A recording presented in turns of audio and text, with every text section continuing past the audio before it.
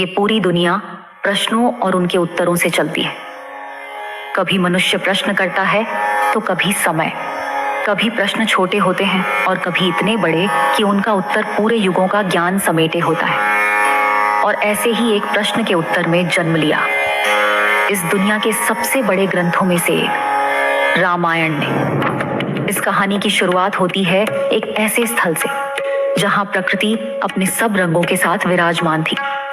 नदी के किनारे छाया से भरे वृक्षों के बीच पक्षी मधुर स्वर में गीत गा रहे थे। उसी प्रकृति के बीच एक कुटिया थी जिसमें बैठकर ऋषि वाल्मीकि अपने ध्यान में लीन थे, शब्द से परे मन के समुद्र में शांति की लहरों पर तैरते हुए।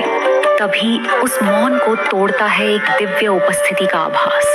आसमान से जैसे प्रकाश की एक रेखा उतर रही हो और उस रोशनी के बीच प्रकट हुए महाहर्षि नारद। वे जो लोकांतर की यात्रा करते हैं, वे जो देवों, असुरों और ऋषियों के द्वार तक जा चुके हैं, वे जो सब ज्ञान के सागर हैं, लेकिन फिर भी अपने वीणा के सुरों से सदा आनंद वितरित करते हैं। वाल्मीकि ने नारद का स्वागत किया और जब दोनों महापुरुष एक दूसरे के सामने बैठे तो प्रश्न जन्मा।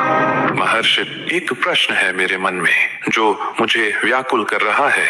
क्या इस पृथ्वी पर कोई ऐसा मनुष्य है जो निर्दोष हो, जो सत्य और धर्म का पालन करता हो, जो दयालु हो, बलवान हो, सभी गुणों से युक्त हो, जो अपने जीवन के हर कदम पर मर्यादा का पालन करे? कुछ पल के लिए नारद मुस्कुराए, जैसे उनके मन में युगों पुरानी यादें लौट आई हों, और फिर उन्होंने बस एक नाम लिया।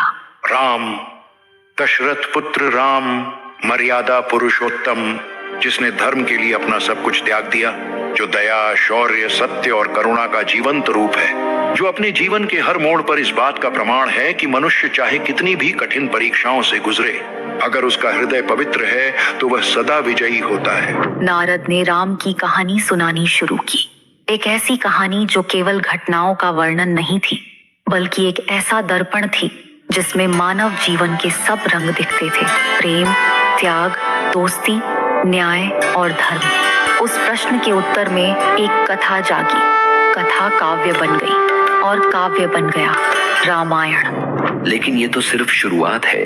अगले एपिसोड में देखिए क्या थी महाराज दशरथ की सबसे बड़ी चिंता और क्या थी उनकी सबसे बड़ी गलती। जानने के लिए देखिए रामायण।